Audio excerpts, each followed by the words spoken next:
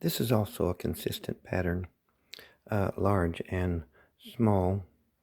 Now, most stones I can, look at the tool and get a pretty good idea how and what they split off to create the final tool they were after. Like this was a cutting blade. And I think once they get the tool made, then they start decorating with images. But I'm not talking about images today. But I can sort of figure out how all of these stones were split. These are a little bit of a mystery. If they were on a golf course, I'd say they were divots, but I'm not sure how these were made. But they're all made the same. They have this shape on one side and this uniface flat on the other, and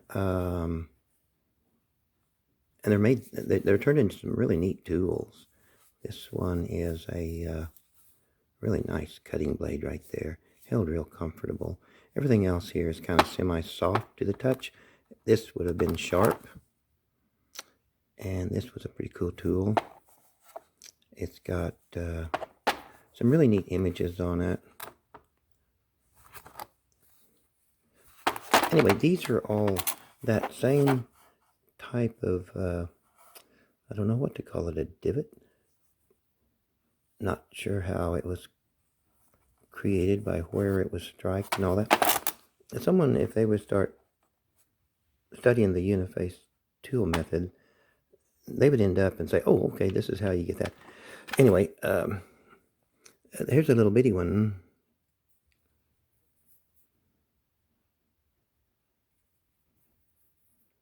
And it just looks like a little bitty point. Well, all of these are this way. And all of these are that same shape of, I don't know. Like I said, I'm calling a divot. And they're turned into tools. And neat images are put on them and all. So, that's just, if anybody has any thoughts on that. This is a recurring pattern.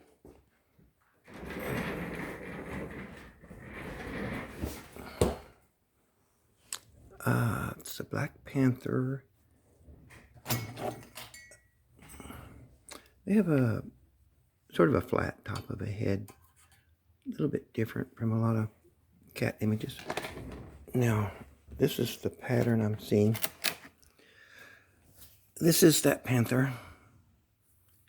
Hello. And this stone has a fossil. I gotta get the right light. It has a fossil in it right there. And sort of wrapped around or holding that fossil is a thunderbird. There's the eyes and the wings. The tail comes right there. That wing folds over to there. And on this side is a panther.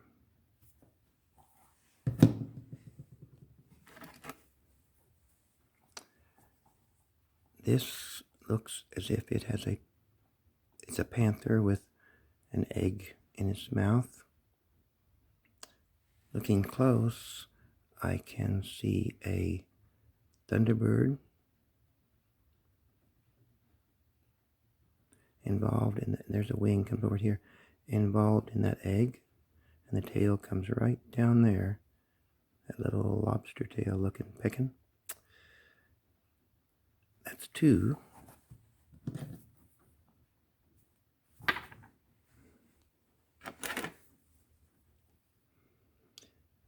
This is a pretty awesome fossilized beetle.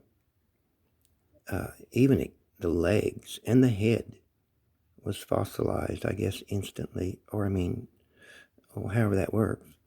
But this is a definite beetle. You can see the ridges in its back, its body. And somebody found that one day and did some carving that makes it look sort of like a panther wrapped around that egg. And also bird, like a thunderbird, almost like sitting on the egg. And this side has it has a fossil that was highlighted just around the head and given a little dot for an eye, and it created that beautiful bird. But again, it's sort of like a panther and an egg. That's a third one. This I sort of believe is a warhammer, but I don't know. But well, from a distance, it shows the panther, and the eye is right up here with this egg-like thing, or possibly it's the moon. Possibly all of these are the moon. I don't know.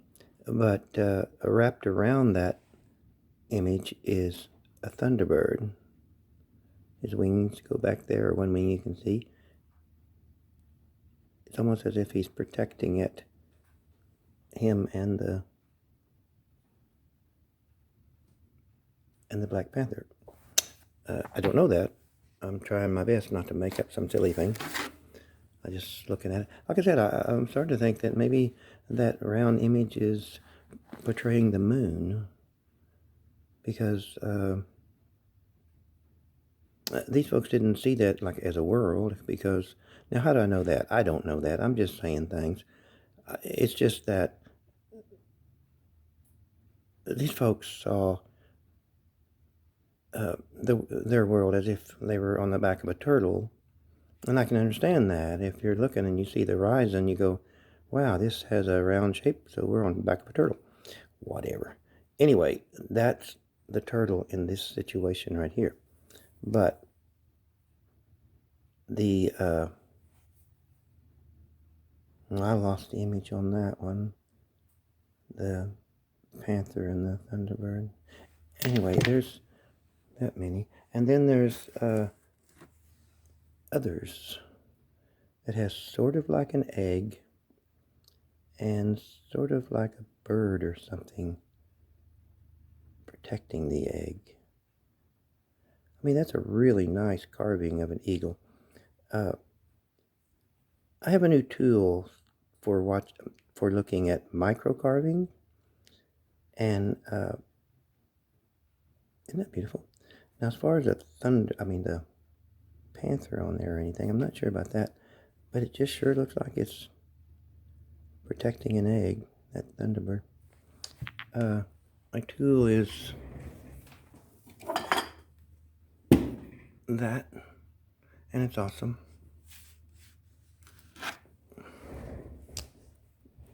Here is another fossil, of course, but there is a bird.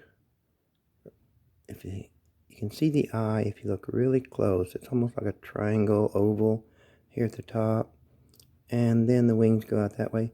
And again, it's got this fossil. It looks like the bird is cherishing the egg. This is a really, really old hammer that has a lot of stuff on it. Lots of stuff. Very well made images of that fella, that's for sure. And it just feels like it might have been I don't know, a warhammer or something. I don't know. But there's a fossil right there. And wrapped around that fossil is sometimes, I think, snake. But a lot of times when there's a snake, there's a thunderbird involved. So I finally found the thunderbird's head on this side. Well, I'm not sure. But anyway, there's, again, there's a fossil that I like to try to imagine it being the moon. Oh, there's that eagle. There's the eagle. His beak comes down. His wings are wrapped around the fossil. And all of this is on that. This is one of the more impressive human images that I've found. See the triangle eye, the little eye, even a triangle inside of that. This is really well made. Well, I'm putting a bunch of those that I feel like are really well made, and I'm gonna do a human face show soon. This one, again, there's the eagle's eyes and wings, and just big and round right there, like, I don't know, the moon or something.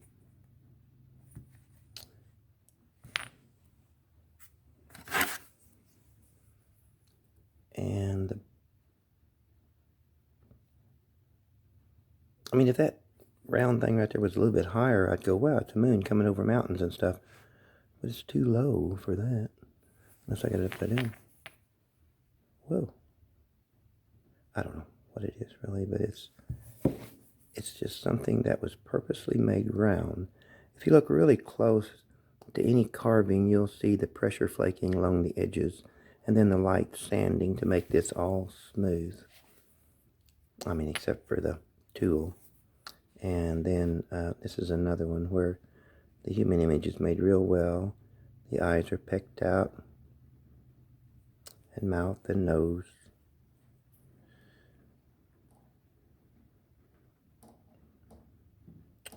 And lots of stuff on top of its head. For instance, that eagle or snake. Another situation that, had I picked it up in the right way, well, you know, I don't know if it's paranoia or what, but to me it's like a squirrel. And there's his little front legs and tail, and he's gathering nuts or something. I find these little round fossil in the stones, I mean, I find them fascinating when I find those little white ones, round ones, because they really do some stuff, really some neat stuff when they want to, or whatever.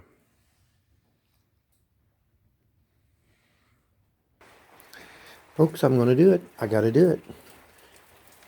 I got to go out there in the rain and go back over there to that pond and get a rock. I can't go any further without a rock from over there. This is a couple of pieces that I picked up at the pond, and they were semi-clean. I washed them off a little bit.